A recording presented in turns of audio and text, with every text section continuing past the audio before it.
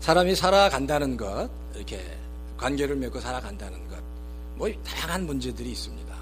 근데 중요한 건 결혼을 하든 안 하든 우리가 이 땅을 살아가면서 이 모양 저 모양으로 사람들을 만나가야 되는데 그 만남의 축복이 필요합니다. 하나님께서 주시는 만남의 축복, 좋은 믿음의 사람, 좋은 친구를 만나는 만남의 축복이 우리에게 필요합니다. 바라기는 우리 열린교회 모든 성도들 가운데 이런 만남의 축복이 있었으면 하는 바람입니다. 요한복음 2장부터 12장까지를 지난번에 제가 말씀을 드렸습니다. The Book of Science라고요. 요한복음 2장부터 12장까지를 Book of Science라고 얘기하는 이유는 사실 예수님이 여러 가지 굉장히 많은 소위 기적들, 표적들을 일으켰지만 그 중에 대표적인 7가지의 표적이 그곳에 나오기 때문입니다. 가나의 혼인잔치부터 시작해서 성전 파괴 사건 등 나중에 오병이어의 사건까지 그 이상 여러 가지 그 표적들이 나온다는 겁니다. 근데 지난주에 말씀드렸죠. 지난주에 말씀드린 것처럼 사실 예수님이 행하신 이런 표적이나 표징들은 그 자체가 가지고 있는 의미를 찾아서는 안 된다는 겁니다. 그 자체가 가지고 있는 의미를 찾는 게 아니라 그 표징이 가르치는 것을 봐야 한다는 겁니다. 그 예수님께서 행하신 표적이나 표징이 가르치는 것이 뭐라고요? 하나님이라는 거예요. 하나님, 그리고 하나님의 능력, 하나님의 그 마음, 하나님의 그 사랑을 가르치는데 그 하나님을 봐야 한다는 겁니다. 자, 그러니까 표적은 단순히 하나님을 가르치는 사인, 간판, 한국말로 간판이에요. 사인에 불과하다라고 말씀드렸습니다. 그러니까 우리가 표적을 볼 때, 어떤 기적을 봤을 때 그 표적, 그 기적 그 자체에 매료되는 것이 아니라 그것을 통해서 보여주시는 하나님을 바라볼 수 있어야 됩니다. 그래서 표적을 보고 믿는 신앙은 옳지 않은 신앙이다라고 지난 주간에 같이 말씀을 나눴습니다. 자, 그런데 지난 주간에 바로 이 표적을 보고 예수님께 찾아온 그 니고데모라는 사람을 우리가 살펴봤는데, 오늘은 그 두 번째 인물로 사마리아 여인에 대해서 좀 살펴보려고 합니다. 오늘 보세요. 이 지난번에 살펴봤던 이 니고데모라는 사람과 이 사마리아라는 이 여인은, 사마리아에 있는 이 여인은 굉장히 극과 극의 대조를 이루는 사람들이다라는 겁니다. 니고데모는 유대인이었습니다. 정통 유대인이었고요. 이 여인은 유대인인 개처럼 여기는 사마리아 출신의 사람이었고요. 이 니고데모는 아주 그 최고의 그 믿음 그리고 율법을 준수했던 바리새인이었고, 이 여인은 어떤 그 유대 파당에도 들어있지 않는 사람이었습니다. 이 니고데모는 최고의 정치인이었고, 이 여인은 아무런 지위도 없는 일반인이었습니다. 그리고 니고데모는 그 당시 최고의 학자였고요. 이 여인은 어떤 교육도 받지 못했던 굉장히 무지몽매한 여인이었습니다. 왜냐하면 이 당시는 여자에게 전혀 교육을 시키지 않았기 때문입니다.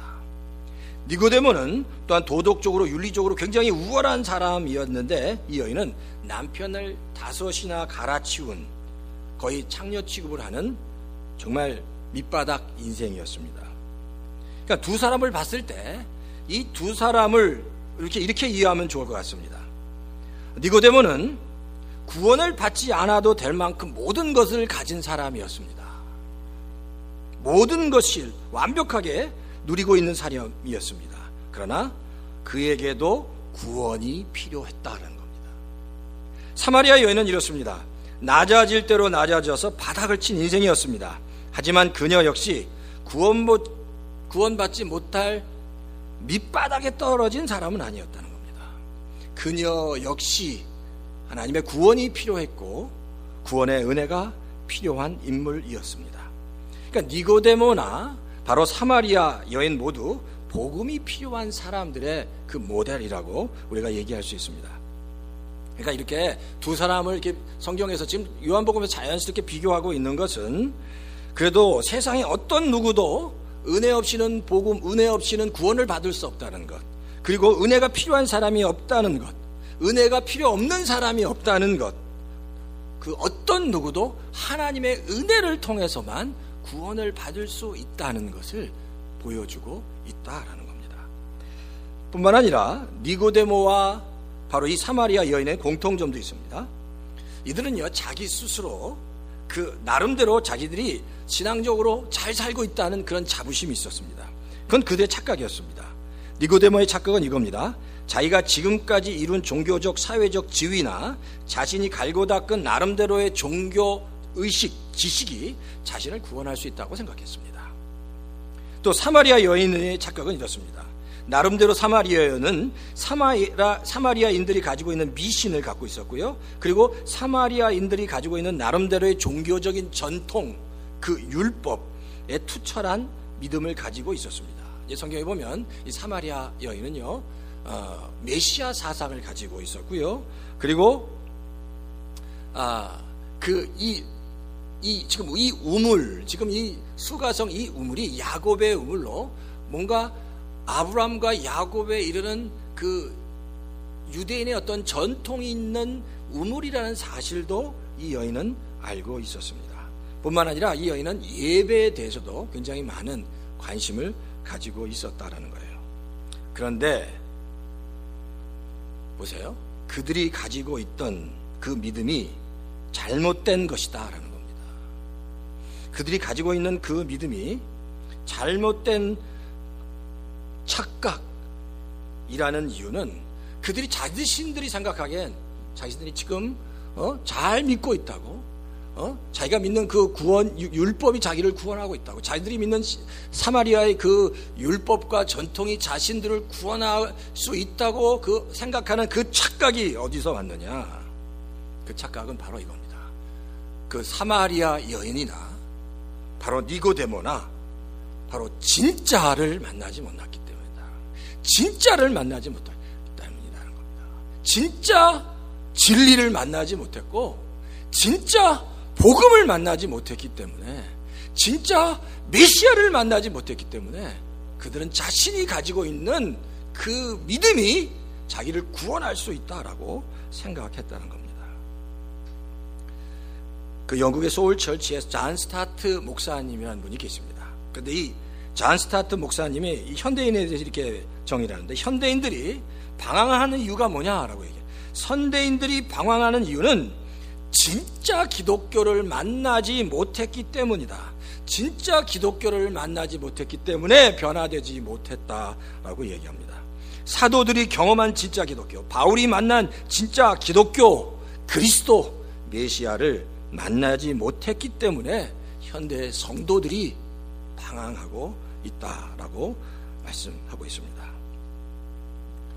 현대인들이 만나는 기독교는, 현대인들이 경험하는 기독교는 단지 도덕이나 윤리의 옷을 입은 무늬만인 기독교를 믿고 있을지도 모른다고 얘기합니다. 그러면서 정말 이 땅을 사랑하는 현대 기독교인들이 부활의 능력, 하나님의 그 생명, 살아있는 하나님의 생명의 능력을 경험하는 살아있는 기독교를 만나야 한다고 고백합니다. 우리 성도님들은 어떠십니까? 내 안에 부활의 능력, 그 생수와 같이 살아있는 하나님의 생명의 능력을 내 삶 속에서 경험하고 있는가? 우리 자신을 한번 돌아볼 필요가 있습니다.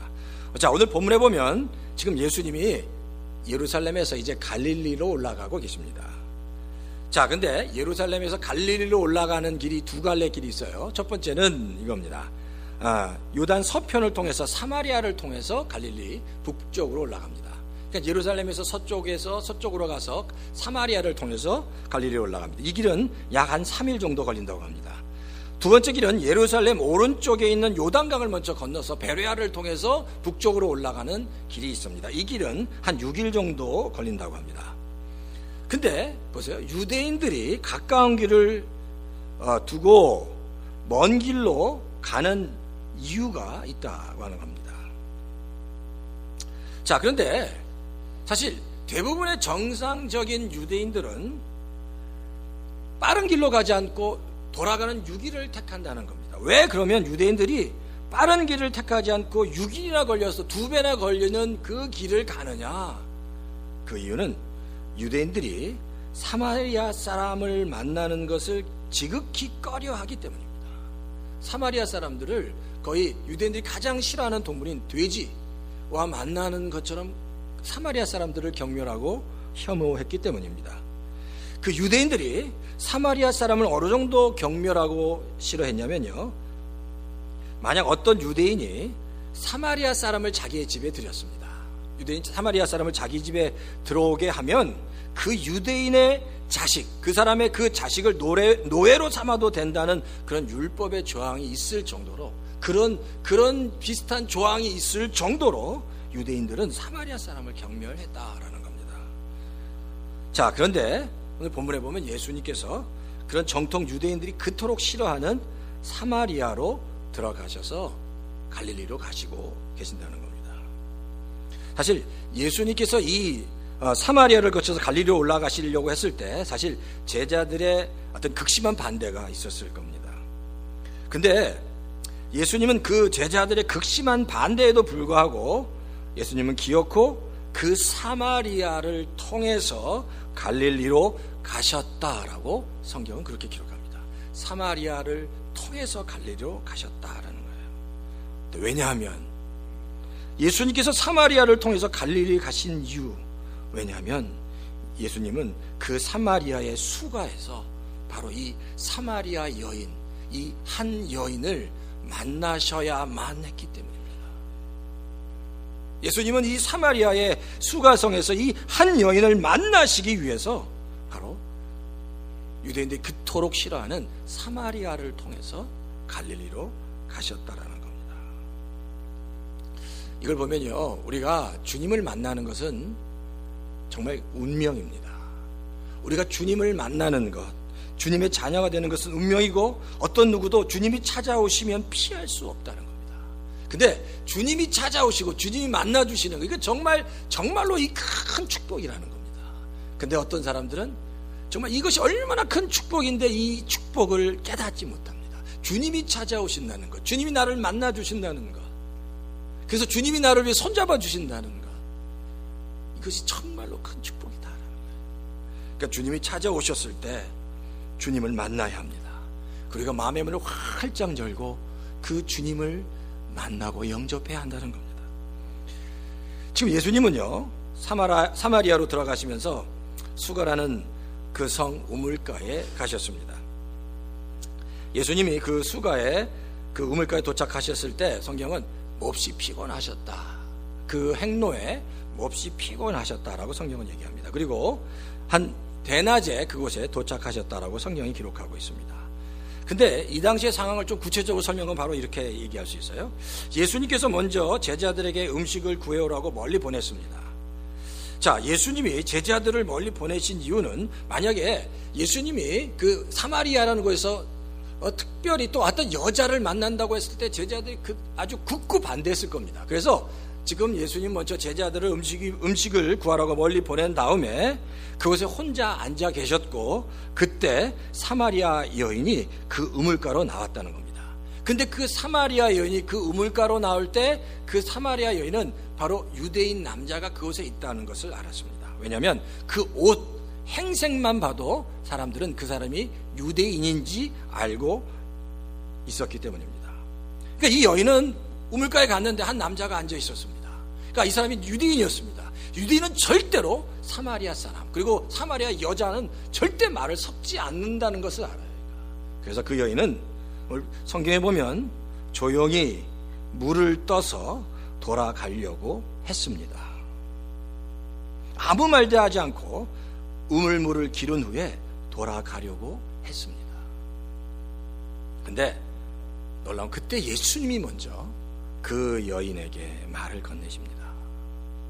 나에게 마실 물을 좀 줄 수 없습니까? 라고 묻습니다. 나에게 좀 마실 물을 줄 수 없습니까?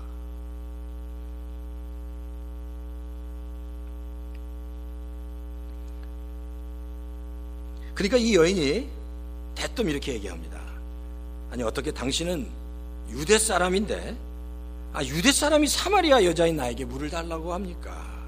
라고 묻습니다. 근데 여기서 한번 생각해 봐요. 왜 그러면 예수님이 이 여인에게 물을 달라고 하셨을까? 사실 예수님이 고난 행로 먼 길을 지금 여행하고 계시기 때문에 목이 마르셨을 수도 있습니다. 그런데 예수님이 목이 마르신 것보다 예수님은 지금 사마리아 여인의 그 목마름, 그 여인 안에 있는 목마름을 아셨습니다. 그래서 그 여인의 목마름을 드러내기 위해서 바로 이 질문을 하셨다는 겁니다. 나에게 좀 물을 달라고 말씀하셨다는 겁니다. 요한복음 4장 10절에 보면 예수님이 그 여자에게 다시 이렇게 말을 건넵니다. 내가 하나님의 선물을 알고 또 너에게 물을 달라는 사람이 누구인지 알았더라면 도리어 내가 그에게 청하였을 것이고 그는 너에게 생수를 주었을 것이다 라고 예수님께서 말씀하십니다. 여기서 주님이 이 여인에게 내가 생수를 주시겠다라고 말씀하셨는데 이 생수가 사실 여기서 말하는 이 생수라는 말은 지금 이곳에 어울리지 않는 말이라는 겁니다. 왜냐하면 지금 여기서 예수님이 말씀하신 내가 너에게 생수를 주겠다, 너가 나에게 청하면 내가 너에게 생수를 주겠다 했을 때 이 생수는 헬라어로 휘도르라는 단어입니다. 이 휘도르라는 단어는 흘러가는 물을 얘기합니다. 살아있는 흘러가는 물을 휘도르라고 하는 거예요. 그러니까 예수님께서 이 여인에게 내가 지금 너에게 이 생수를 주겠다라고 말씀하셨을 때 바로 이 여인은 이 생수가 뭘까라고 생각했을 겁니다. 왜냐하면 지금 이 생수는 이 우물에 있는 물이 아닌 거예요. 우물에 있는 물은 저 땅 밑에 있는 고여있는 물인데 예수님께서 지금 네가 나에게 청하면 흘러가는 그 생명의 물 생수를 주겠다라고 그 여인에게 말씀하셨을 때 그 여인은 뭔가 생각을 했겠죠. 사실 사마리아 이 수가라는 지역 역시 흐르는 물이 거의 없는 곳입니다. 근데 지금 예수님이 이 여인에게 내가 너에게 생수 흐르는 물을 주겠다라고 말씀하셨기 때문이다라는 겁니다. 자, 그러면서 10절에 보면 또 성경이 이렇게 얘기합니다. 예수님께서 그 여인에게 그 생수에 대해서 설명하는데 바로 그 생수가 하나님의 선물이다라고 넌지시 말씀. 그 생수가 하나님의 선물이다. 근데 지금까지도 이 여인은 도대체 예수님이 말하는 생수가 무엇인지 알지 못했다라는 겁니다. 하나님의 선물, 흐르는 물. 요한복음 4장 13절에서 14절에 예수님께서 다시 이렇게 말씀하세요. 이 물을 마시는 사람은 다시 목마를 것이다. 이 물은 우물물입니다. 그러나 내가 주는 물을 마시는 사람은 영원히 목마르지 아니할 것이다. 내가 주는 물은 그 사람 속에서 영생에 이르도록 하는 샘물이 될 거다라고 말씀하고 있습니다. 주님이 주시는 그 물은 영원히 목마르지 않는 생수가 된다고 주님께서 말씀하고 계신다는 겁니다. 그러니까 주님이 주시는 물은 그저 육신의 그 피곤함과 육신의 그 목을 축이는 그런 물이 아니라 바로 영적인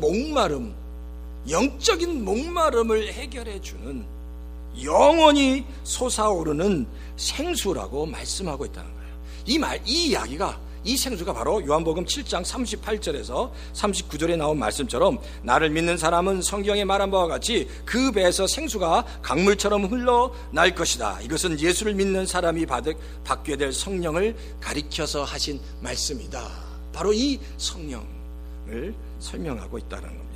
그런데 우매한 사람들이 주님께서 이 생수를 주시겠다고 말씀하심에도 불구하고 많은 사람들은 이 생수, 이 생명수를 마시기보다 자기가 파놓은 우물로 자기의 목마름을 해결하려고 하고 있다는 겁니다. 그런데 그 물로는 절대로 그 목마름을 해결할 수 없다고 성경은 얘기합니다. 예레미야서 2장 13절에 성경은 이렇게 얘기합니다. 내 백성이 두 가지 악을 행하였나니 곧 생수의 근원이 되는 나를 버린 것과 스스로 웅덩이를 판 것인데 그것은 물을 저축하지 못할 터진 웅덩이니라 라고 얘기합니다. 하나님이 생수를 주시겠다고 해도 그 생수를 마시지 않고 자신이 판 웅덩이의 물을 먹겠다는 게 바로 어리석은 사람들이다라는 겁니다. 자, 주님이 이 사마리아 여인 그리고 우리들 향해서 말씀하십니다. 내가 너에게 생수가 필요한 것을 알고 내가 너에게 생수를 주겠다라는 거예요. 그 생수를 주겠다. 그러니까 그 생수를 마시라고 말씀하고 있다는 겁니다. 워렌 워스비 목사님의 강해집에 이런 내용이 있습니다. 현대 교회는 마치 이러이러하다라는 그런 제목으로 워렌 워스비 목사님이 그 강해집에 예를 이제 적어 놓으셨는데, 자, 워렌 워스비 목사님이 그 강해집에 이런 이야기를 합니다. 어떤 목사님이 나와서 이제 설교를 하는데, 성도 여러분 목마르시지요 하면서 한 그림을 보여주십니다. 근데 그 그림은 아주 멋진 컵에 들어있는 생수 한 잔이 보여지는 거예요. 그 그림이 멋진 컵에 그려져 있는 생수 한 잔이 그곳에 있었습니다. 근데 그 안에는 이 물은 다이아몬드 생수입니다 라고 얘기하고, 여러분 이걸 마시면 정말로 정말로 시원합니다. 그리고 또 한 장의 그림을 보여줍니다. 이것은 프랑스에서 가져온 에비앙 생수인데, 이 에비앙 생수를 마시면 속까지 오장육부가 다 시원해집니다 라고 이야기합니다. 그리고 또 사진 한 장 보여줘요. 그러면서 이것은 산속 깊은 곳에서 나는 샘물인데, 이 샘물을 마시기만 하면 온몸이 다 깨끗해지는 정말 최고의 일급수입니다 라고 설명을 합니다. 그런데 이런 얘기를 계속하다가 이 말씀을 듣는 성도가, 목사님 그러면 그 물 한 번 마시게 해 주십시오 라고 말하면 오늘 설교 끝 이라고 얘기한다는 겁니다. 이게 무슨 얘기죠? 생수의 실체가 없다는 겁니다. 생수를 설명을 하는데 실체를 성도들이 마시지 못한다는 겁니다. 근데 반대로 또 이래요. 생수에 대해서 설명을 합니다. 생수에 대해서 설명하고, 그리고 그 생수를 준비해서 갖다 주었습니다.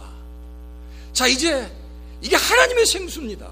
이 생수를 마셔야 우리가 삽니다 라고 생수를 갖다 주어도 성도들이 하나님께서 주신 생수를 마시는 게 아니라 자신이 판 웅덩이의 물을 마시면서 하나님이 주신 생수를 마시지 않는다는 겁니다. 이게 바로 현대교회의 한 단면이라고 워렌 워스비 목사님이 말씀하셨습니다. 이 이야기를 들으면서 우리 열린교회는 어떤가 한번 생각해 볼 필요가 있습니다. 과연 우리 열린교회 안에 생명의 그 물이 충만한가? 그리고 그 생명의 물을 정말 우리 성도들이 충만히 먹으려고, 내가 판 웅덩이가 아니라 그 생명의 물을 먹으려고 애쓰고 있는가? 그리고 생명의 물, 세상의 물이 아니라 생명의 물로 내가 만족하려고 그 물을 충만하게 채우고 있는가? 나는 지금 어떤가? 우리 자신을 돌아봐야 한다는 겁니다. 사실 니고데모도 그렇고 사마리아 여인도 자기가 가지고 있는 지식이 자신을 구원할 수 있다라고 생각했습니다. 근데 니고데모도 그가 탁월한 지식을 가지고 있고 대단한 배경을 가지고 있었고 정치가였고 율법을 잘 알고 있는 사람이었지만, 사마리아 여인 역시 잘못됐지만 놀라운 구약의 율법적 체계를 다 알고 있었지만 그것이 그들의 목마름을 해결해 주지 못했다라는 겁니다. 자, 보세요. 그럼 이 여인의 목마름이 뭐였냐라는 거예요. 이 여인이 가지고 있는 목마름이 뭐였냐는 거예요. 우선적으로 그 여인은 몹시 고독했습니다. 몹시 고독했다는 겁니다. 내용을 보니까 그렇잖아요. 우리 잘 알죠? 5명의 남편이 있었습니다. 근데 남편을 다 갈아버린 겁니다. 그리고 지금 이 여인은 남편은 아니지만 6번째 남자와 살고 있는 거예요. 그러니까 예수님이 지금 너 남편을 데리고 오라 하니까 됨변이 없습니다. 네가 지금 살고 있는 사람은 남편은 아니지만 남자가 아니냐라고 묻지 않습니까?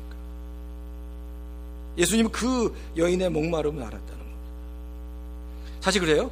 많은 남자들과 살았던 이 여인을 우리는요 단순히 아주 부정한 여인이라고 생각합니다. 그리고 그 여인을 정죄합니다. 어떻게 저럴 수가 있냐고. 근데 사실 이 여인의 마음을 가만히 들여다보면 이 여인이 이렇게 많은 남자를 만난 이유가 있습니다. 그게 뭔지 아세요? 이 여인 안에는 심한 목마름이 있었습니다. 심한 목마름이 있었습니다. 그 목마름을 채우려고 하는데 방법이 없었습니다. 그러니까 이 여인이 찾은 방법은 남자였다는 거예요. 자기가 가지고 있는 이 심한 목마름을 채우기 위해서 그 여인은 끊임없이 남자를 만난 겁니다. 이 사람 저 사람을 만났습니다. 근데 그 남자로 자신의 그 심한 목마름을 채우려고 해도 채워지지 않았다는 겁니다. 절대 채워지지 않았다는 겁니다. 사실 우리에게도 그렇잖아요. 목마름이, 모든 사람에게는 목마름이 있습니다. 그 목마름이 있고 그 목마름을 채우려고 하는 마음이 있는 겁니다. 근데 우리가 알아요. 내가 가지고 있는 이 목마름을 올바르게 채워야 한다는 겁니다. 근데 이 목마름은 절대 세상의 것으로 채워지지 않는다라는 거예요. 아무리 내가 채우려고 해도, 세상의 것을 아무리 채우려고 해도 채울 수 없다. 주님이 그래서 본격적으로 자신의 목마름의 정체를 알지 못하는 이 여인에게 본격적으로 너의 그 목마름의 원인이 뭔지, 이유가 뭔지를 말씀하십니다. 그래서 주님이 이 여인에게 묻는 거예요. 이 여인이 먼저 예수님께 묻습니다. 당신이 말하는 그 생수를 나에게 주십시오. 그랬더니 주님이 대뜸 이렇게 얘기하는 거예요. 내 남편을 나에게 데려와봐. 네 남편을 데려와봐. 그러니까 이 여인이 놀라는 거죠. 그러면서 예수님이 하시니까 그 예수님의 말씀에 놀라는 겁니다. 주님이 그녀에게 이렇게 얘기합니다. 너는 너의 목마름을 내가 만난 그 남자들로 해결할 수 있을 거라고 생각했지. 그런데 너는 그 남자들을 통해서 너의 목마름을 해결하지 못했다라고 얘기하는 거예요. 해결했니? 라고 묻는 거예요. 그 수없이 많은 남자를 통해서 너는 목마름을 해결했니? 라고 다시 예수님께서 묻고 계신다는 겁니다.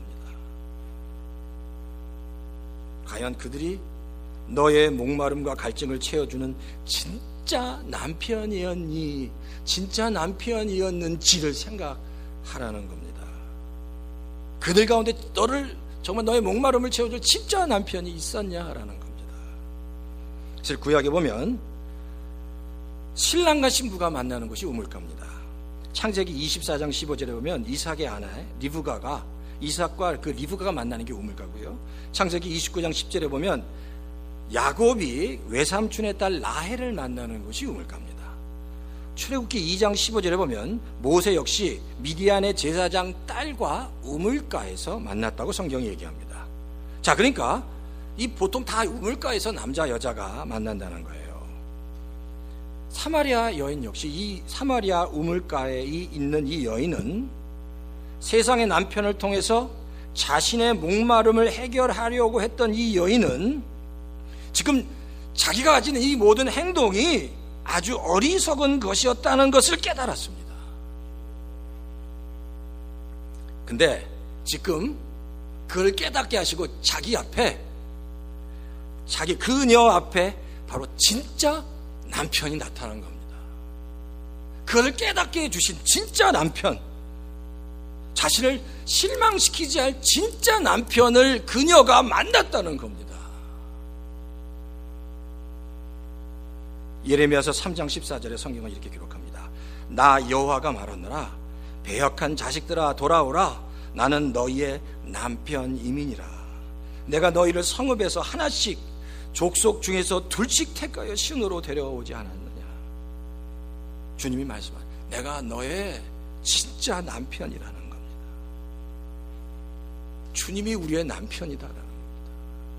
내가 가지고 있는 그 목마름을 채워줄 수 있는 유일한 가장 확실한 진짜 남편이 바로 예수님이다라는 사실입니다. 사실 주님은 우리에게 찾아오십니다. 진짜 남편으로. 교회 모든 성도는 신부고, 그리고 교회 모든 성도든 신부된 성도들은 신랑 되신 주님을 만나야 하는 겁니다. 그 신랑 되신 주님을 만나야 우리 안에 있는 그 진정한 목마름을 채울 수 있다는 겁니다.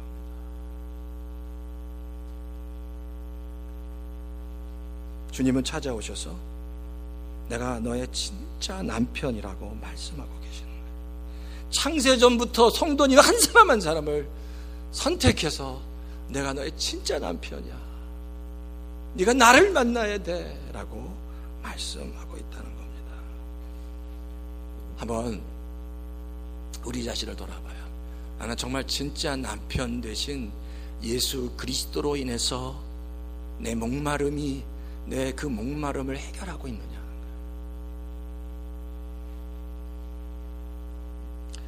이사야서 12장 2절에 성경이 이렇게 기록합니다. 보라, 하나님은 나의 구원이시라.